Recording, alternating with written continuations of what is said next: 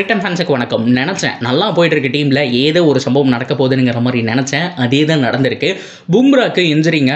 அவர் வந்துட்டு champions trophy விளையாடுறது ரொம்ப கஷ்டம். இந்த பக்கம் பும்ரா அப்படின்னா, இன்னொரு பக்கம் பேட் கமின்ஸ் அவுட்டு. 2 பேர் இல்லாமல் ஜம்பவான் டீமான ஆஸ்திரேலியா அண்ட் இந்தியா போக போகிறாங்க. என்ன நடக்க போகுது, என்ன மாதிரியான பிளேயிங் 11 இருக்கும், ரிப்ளேஸ்மெண்ட் யார் அப்படிங்கிறதா பார்க்கலாம். அதுக்கு முன்னாடி ஃபர்ஸ்ட் டைம் சேனலுக்கு வரீங்கன்னா மறக்காம சப்ஸ்கிரைப் பண்ணி சப்போர்ட் பண்ணுங்கள். அப்போ தான் அப்டேட் எல்லாமே எங்களை வந்து சேரும். சரி வாங்க வீடியோக்குள்ளே போகலாம். So first of all champions trophy இந்த மந்தில் நடக்க போகுது. எல்லாருக்கும் February 14 லவர்ஸ் டே அப்படின்னா கிரிக்கெட் ஃபேன்ஸுக்கு அன்னைக்கு தான்ப்பா சம்பவம் டே அப்படிங்கிற மாதிரி தொடர்ந்து எல்லாருமே ஆவலாக வெயிட் பண்ணிட்டு இருக்காங்க 2 மேட்சுக்காக. ஒரு பக்கம் விமன்ஸ் ஐபிஎல் நடக்க போகுது, இன்னொரு பக்கம் சாம்பியன்ஸ் ட்ராஃபி நடக்க போகுது. எப்படியாவது கோப்பை அடிச்சிருங்கப்பா, செம்மையான டீமாக இருக்குது. ஸோ நிறைய பேர் வந்துட்டு எக்ஸ்பீரியன்ஸ் பேட்ஸ்மேன் இருக்கீங்க. அண்ட் ஷம்மி அண்ட் பும்ராவுடைய காம்போ வெறித்தனமாக இருக்க போகுதுங்கிற மாதிரி நல்லா ஜாலியாக என்ஜாய் பண்ணிட்டு இருந்தா, ஒரு பக்கம் ஷம்மி 100% ஃபிட் கிடையாது, இப்போதான் கிரிக்கெட்குள்ளே வந்திருக்காரு. இன்னொரு பக்கம் பார்த்தோம் அப்படின்னா மிகப்பெரிய ஒரு குண்டா தூக்கி போட்டிருக்காங்க. ஜஸ்பிரீத் பும்ரா இன்ஜுரி அப்படிங்கிற மாதிரி. ஆக்சுவலாக ஒரு இன்ஜுரி தான், ஸ்டெயின் பண்ணி தான் ஆடிட்டு இருந்தாரு. இப்போ மறுபடியும் எப்படியும் உள்ளே வந்துருவார். டாக்டர் ரிப்போர்ட்டெல்லாம் என்ன சொல்கிறாங்கிறத பார்த்துட்டு அவர் கம்பல்சரி உள்ளே ஆடுவாருங்கிற மாதிரி எக்ஸ்பெக்ட் பண்ணிட்டு இருந்தோம். இப்போது 60-40% சான்ஸ் தான். அவர் உள்ள வரக்கு 40% சான்ஸ் கூட இல்லை, அதை விட கம்மியாக தான் இருக்குது. ஸோ நாங்கள் முடிஞ்ச அளவுக்கு வந்துட்டு அவரால் வந்துட்டு விளையாட முடியுமா இல்லையானுங்கிறத நாங்கள் சொல்ல போகிறோங்கிற மாதிரி டாக்டர் சைடில் தான் சொல்லியிருந்தாங்க. ஸோ இதனால் பும்ரா ஆடுறது கஷ்டம் தாங்க. ஸோ எனக்கு தெரிஞ்ச அவர் வந்தார் அப்படின்னா லக்கு தான்.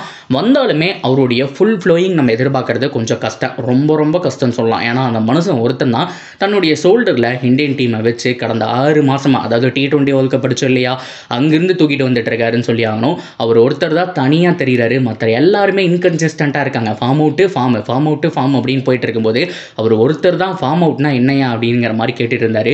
அவருக்கும் இன்ஜரியை வச்சு மடக்கி விட்டுட்டாங்க. இன்னொரு பக்கம் பார்த்தோம் அப்படின்னா ஆண்ட பரம்பரையான ஆஸ்திரேலியா பேட் கமின்ஸோட தலைமையில் தான் நல்லா பண்ணியிருக்காங்க. நீங்கள் பார்த்துருப்பீங்க, ஆசஸ் அடித்தார். ஸோ அதுக்கப்புறம் ரொம்ப முக்கியமாக வேர்ல்ட் கப் அடிச்சு கொடுத்தாரு, அண்ட் டெஸ்ட் சாம்பியன்ஷிப் அடிச்சு கொடுத்தாரு, பாட கவஸ்கர் ட்ராஃபி அடிச்சு கொடுத்தாரு. இது எல்லாமே அடிச்சு கொடுத்தாருங்க. ஆனால் இடையில அவர் இல்லாதப்போ T20 வேர்ல்ட் கப்பில் பார்த்தோம் அப்படின்னா மார்ச் தான் வந்திருந்தாருன்னு நினைக்கிறேன். ஸோ அவருனால அடிச்சு கொடுக்க முடியல. ஸோ இந்த தடவை மறுபடியும் கேப்டனாக உள்ள வராரு, செம போடு அப்படிங்கிற மாதிரி என்ஜாய் பண்ணிட்டு இருந்தா, அவரும் ஆடுக்கெல்லாம் வந்துட்டு தன்னுடைய ஃபேஸை கொடுத்துட்டு கடைசியில் அதெல்லாம் முடியாதுங்கிற மாதிரி போயிட்டாரு. ஸோ அவருக்கும் இன்ஜுரி கன்சர்ன் இருக்குது. ஸோ அதனால அவரும் சாம்பியன்ஸ் ட்ராஃபி ஆடுறது ரொம்ப கஷ்டம் அப்படிங்கிற மாதிரியான விஷயம் இப்போ வந்திருக்கு. ஆஸ்திரேலியா மறுபடியும் ஸ்டீவன் ஸ்மித்தை கேப்டனாக போட போகிறாங்க. ஏன்னா மிடில் மார்ச் சரியில்லைங்க. ஸ்டீவ் ஸ்மித் கேப்டனாக வந்தால் சூப்பராக இருக்கும். ஏன்னா ரீசெண்ட் டைமில் நீங்கள் பார்த்துருப்பீங்க, BBL கிடைக்கக்கூடிய கேப்டன்சி ப்ளஸ் பேட்டிங் அப்படிங்கிற மாதிரி கலக்கிட்டு இருக்காரு.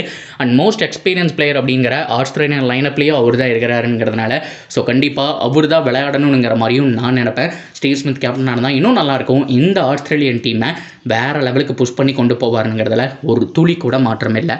சரி, ஓகே, அது எல்லாமே இருக்கட்டும். இந்தியாவுக்கு யார் ரிப்ளேஸ்மெண்ட்டாக வருவா, அதுதான் மிகப்பெரிய கேள்வி. ஸோ வெளியில் ஆப்ஷன் இருக்குது, தீபக் சகர். ஸோ அது மட்டும் இல்லாமல் நட்டு. ஸோ அதுக்கப்புறம் இன்னும் நிறைய பேர் சொல்லலாம். ஆனால் அவங்க எல்லாம் தாண்டி சிராஜ் அப்படிங்கிற நேம் தான் கண்ணு முன்னாடி இருக்குது.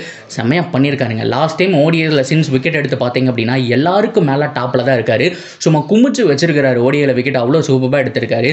ஸோ கண்டிப்பாக இந்த பொசிஷன் சிராஜ் தான் வரணும். ஸோ கண்டிப்பாக 100% நீங்கள் பும்ராவை எக்ஸ்பெக்ட் பண்ண முடியல. அவர் இல்லை அப்படின்னா யோசிக்காமல் சிராஜை கிளம்பிறக்கிறதா ஒரே வழி. மற்ற யார் வந்தாலும் அடி வாங்கத்தான் போகிறாங்க. ஸோ அதனால் சிராஜ் தான் உள்ளே விளையாடணும் அப்படிங்கிற மாதிரி எல்லாருமே சொல்லிட்டு இருக்காங்க. லைக் RCB ஃபேன்ஸை அவரை கைவிட்டுட்டாங்க. ஏன்னா அவரும் GT போனதுக்கப்புறம் மேக்ஸிமம் சப்போர்ட் பண்ணுறதில்ல.